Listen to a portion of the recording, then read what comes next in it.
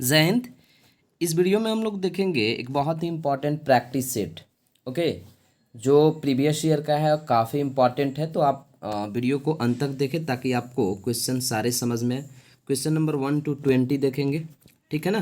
काफ़ी इम्पॉर्टेंट होने वाला है ये सेशन, सो आप वीडियो को अंत तक देखें ताकि आपको एक एक चीज़ समझ में आए। ओके, सो स्टार्ट करते हैं हम क्वेश्चन नंबर 1 से। क्वेश्चन नंबर 1 में हमको साइनोनिम्स बताना है, ठीक है। साइनोनिम्स हमको बताना है प्रोफ्लिगेट। ओके, देखिए प्रोफ्लिगेट का मतलब क्या होता है। सबसे पहले इसका मतलब समझेंगे, एक एक चीज़ का हिंदी समझेंगे ताकि कोई भी प्रॉब्लम नहीं हो। प्रोफ्लिगेट का मतलब होता है खर्चीला। खर्चीला we know very well, and according to option हमारा वेस्टफुल हो जाएगा। वेस्टफुल का मतलब भी क्या होता है, खर्चीला होता है, ठीक है ना। टॉक्टेटिव जानते हैं हम, टॉक्टेटिव का मतलब बात करने वाला। इंटेलिजेंट, अनकन्वेंशनल, सारे वर्ड तो जाना पहचाना है, कोई प्रॉब्लम होना नहीं चाहिए, ठीक है। इसीलिए हमारा वेस्टफुल हो जाएगा, ठीक है। नेक्स्ट वर्ड है सेकेंड, कॉन्टेम्पलेटिव। कॉन्टेम्पलेटिव का मतलब क्या होता है, विचारवान व्यक्ति होता है, विचारवान जो विचार करता है। Okay, and according to option, हाँ इसका बताना है आपको, देख सकते हैं अपोजिट वर्ड बताना है। अपोजिट का मतलब होता है एंटो, ठीक है ना।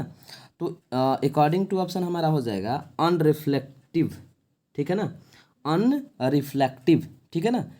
इसका मतलब होता है विचार नहीं करने वाला। इसका मतलब होता है विचारवान जो विचार करता है, और इसका मतलब होता है जो विचार नहीं करता है, ठीक है ना। क्योंकि अपोजिट देना है, that's why our option will be option number B, ठीक है ना। नंबर्ड, देखिए नम्बेड का मतलब बहुत ही इंपॉर्टेंट वर्ड है, इसको थोड़ा सा नोट कर लीजिएगा। ठिठुरा हुआ होता है नम्बेड का मतलब। एराउज्ड आप जानते होंगे, उत्तेजित, ठीक है। आइए क्वेश्चन नंबर सेकंड पर, तो इसका ऑप्शन हमारा कौन सा सही हो जाएगा, बी नंबर, अनरिफ्लेक्टिव, ठीक है ना। थर्ड देख सकते हैं आप, इसको बताना है हम लोग को, करेक्टली स्पेल्ड बताना है। करेक्टली स्पेल्ड, चार ऑप्शन दिया हुआ है, और अकॉर्डिंग टू ऑप्शन हमारा कौन सा हो जाएगा, सी नंबर हो जाएगा, रिकॉनेसेंस, ठीक है ना। इसका मतलब क्या होता है, निगरानी करना। थोड़ा सा वर्ड देख लीजिए, RECONNAISSANC, बहुत ही इंपॉर्टेंट है। देख सकते हैं आप, इसमें थोड़ा मिस्टेक किया है सारे में, और ये हमारा ऑप्शन नंबर सी क्या है, सही है, ठीक है ना।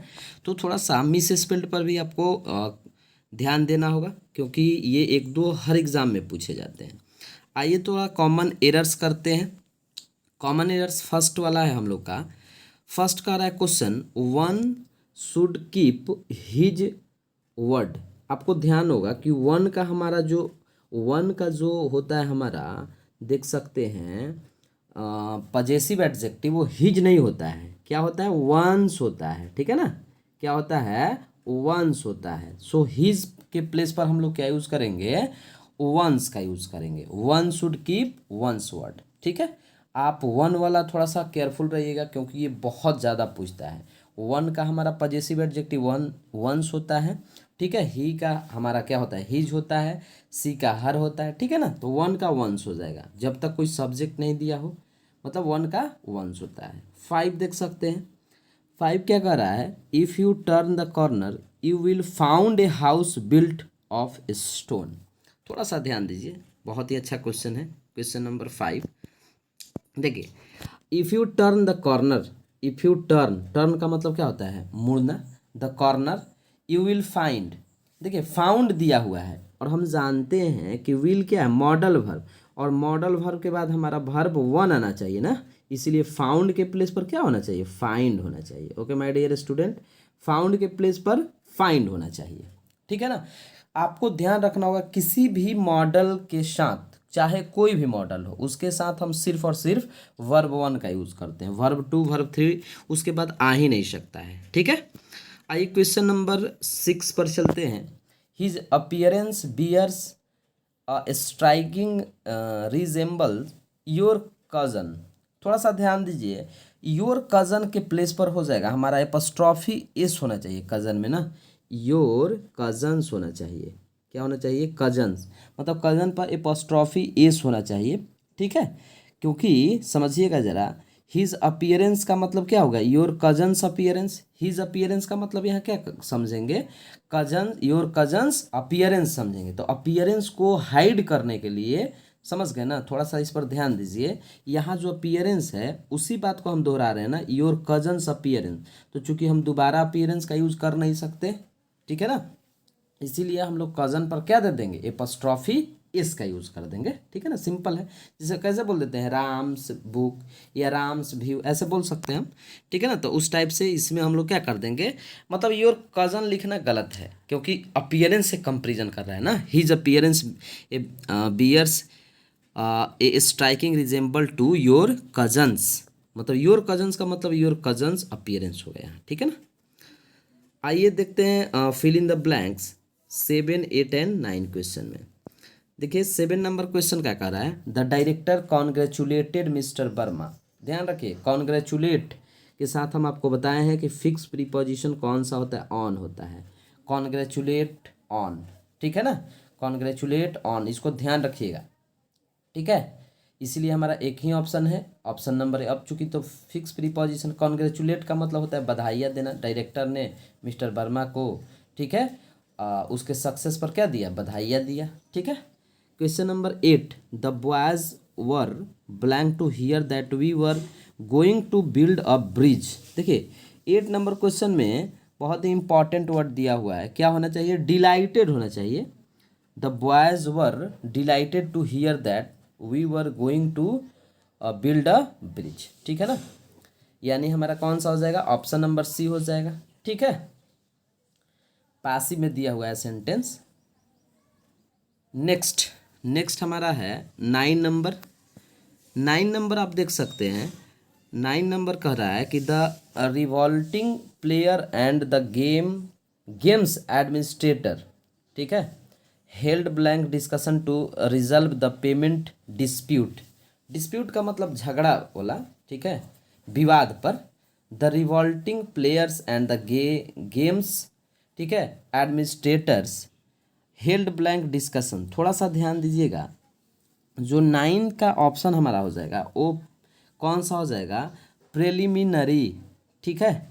प्रेलिमिनरी का मतलब समझिएगा पहले, इसका मतलब होता है एक, मतलब प्रेलिमिनरी डिस्कशन होता है, पूरा एक वर्ड ही होता है जिसका मतलब क्या होता है, शुरुआती विचार विमर्श, शुरुआती विचार विमर्श होता है, ये एक फिक्स वर्ड है। प्रेलिमिनरी डिस्कशन का मतलब होता है क्या, शुरुआती विचार विमर्श। और ऐसे देखिए अननेसेसरी, इसका कोई मतलब नहीं निकलता है अकॉर्डिंग टू ऑप्शन, इसीलिए हमारा कौन सा हो जाएगा, सी। हम लोग को ऑप्शन को थोड़ा सा ऑप्शन के अकॉर्डिंग ही आंसर देना रहता है कि क्वेश्चन क्या कर रहा है the revolting player and the gamers administration held preliminary discussion to resolve the payment dispute, ठीक है ना, इसीलिए हमारा क्या हो जाएगा, ऑप्शन नंबर सी हो जाएगा। देखिए क्वेश्चन नंबर 10, 11 एंड 12 में हमको क्या करना है, इसमें बताना है एडियम्स एंड फ्रेजेस, ठीक है ना। आइए समझते हैं। वाइल्ड गुड चेज, समझिएगा, वाइल्ड गुड चेज का मतलब क्या होता है क्वेश्चन नंबर 10 में, ठीक है। इसका मतलब हमने हालांकि पिछले सेशन में किया था, अनप्रॉफिटेबल एडवेंचर, मतलब निरर्थक प्रयास भी कह सकते हैं, ए फूलिश, ठीक, या अनप्रॉफिटेबल एडवेंचर जिससे हमको कोई लाभ नहीं हो, ठीक है ना, इसीलिए कौन सा हो जाएगा हमारा, ऑप्शन नंबर सी हो जाएगा।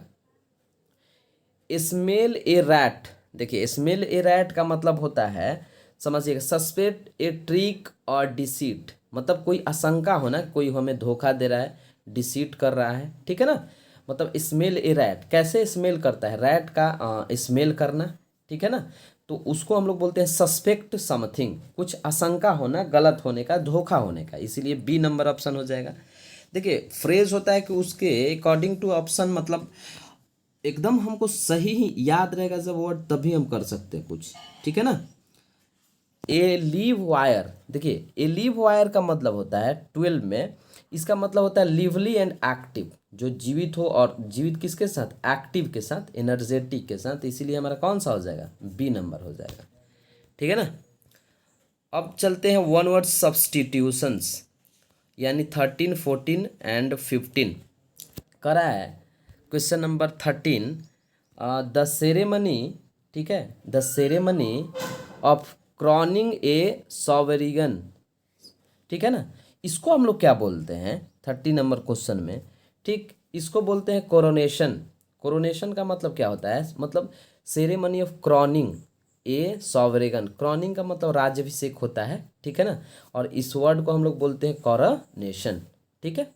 14 देखिए, one who tends a patronise rebuke और ignore people regarded as social inferiors and imitate admire people regarded as a social superiors, ठीक है। ये कह रहा है कि one who tends to patronise rebuff और इग्नोर पीपुल रिगार्डेड, मतलब एक ऐसा व्यक्ति जो लोगों को क्या करे, इग्नोर करे, ठीक है ना, regarded as social inferior, social inferior का मतलब तुच्छ, जो समाज के लिए तुच्छ हो, एंड इमिटेट नकल करे, admire people regarded as social superior, ठीक है ना, झूठ मूठ का जैसे रिगार्ड करे कि आप समाज में सुपेरियर है ना, तो उसको क्या हम लोग बोलते हैं, उसको एक वर्ड में हम लोग बोलते हैं स्नॉब, उस टाइप के पर्सन को हम लोग क्या बोलते हैं, स्नॉब, ठीक है ना, इसलिए हमारा ऑप्शन नंबर ए हो जाएगा। A room where dead bodies are kept until burial, एक ऐसा रूम जिसमें डेड बॉडी को रखा जाता है जब तक वो दफन ना हो, तो वैसे वर्ड को हम लोग बोलते हैं मर्टरी, ठीक है ना, मर्चुअरी बोलते हैं, ठीक है, यानी सी नंबर हो जाएगा। ग्रेव का तो मतलब समझ ही रहे हैं, ठीक, और सेमेट्री ग्रेव का मतलब क्या होता है, कब्र ही होता है। तो ये कह रहा है कि रूम वेयर डेड बॉडी, मतलब एक ऐसा रूम जहाँ डेड बॉडी को रखा जाता है जब तक उसका ब्यूरियल ना हो जाए, तो ऑप्शन नंबर सी हमारा हो जाएगा, ठीक है ना। आइए समझते हैं 16 नंबर क्वेश्चन। कह रहा है कि any able bodies man is eligible for the job, बहुत ही सिंपल क्वेश्चन है 16। अच्छा, इसमें थोड़ा सा देखेंगे, each able bodies man is, तो एनी बॉडीज यहाँ देखना है, थोड़ा सा ध्यान दीजिएगा। एनी एबल ये तो बिल्कुल ही गलत है, क्योंकि एनी के बाद सिंगुलर ही डायरेक्ट आता है, ठीक है। अच्छा, बी नंबर, ए नंबर देखते हैं, A number each able bodies man is, ये तो सही है। अच्छा, बी नंबर देखते हैं ऑप्शन, बी नंबर हमारा any able bodies men, men तो होगा नहीं, ये गलत दिया हुआ है।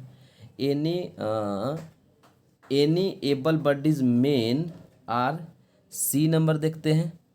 अच्छा, एनी एबल बॉडीज मैन, इसमें देखिए, इसमें हमारा जो आंसर होगा वो दो हो सकता है, ए भी हो सकता है और सी भी हो सकता है, ठीक है।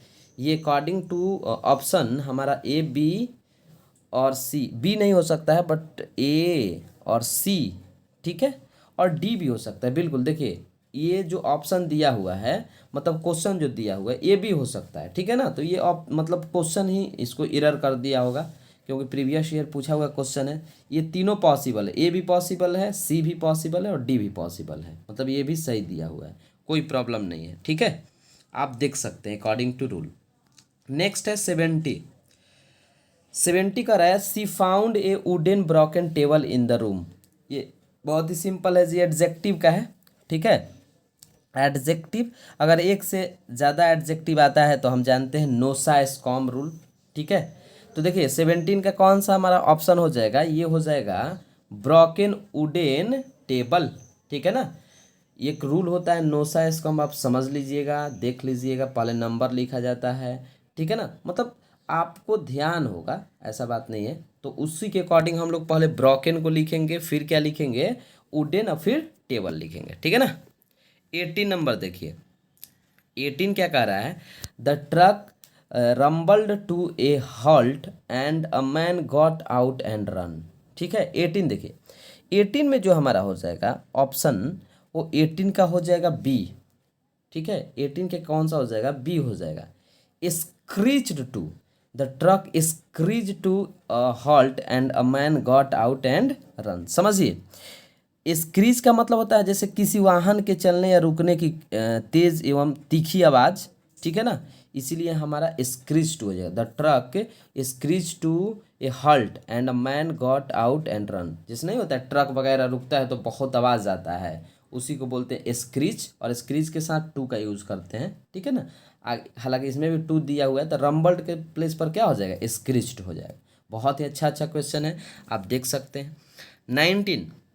19 का रहा है क्या, the professor ask the intruder, ठीक है ना, who was he and why was he in his lecture, ये भी सिंपल है 19 नंबर।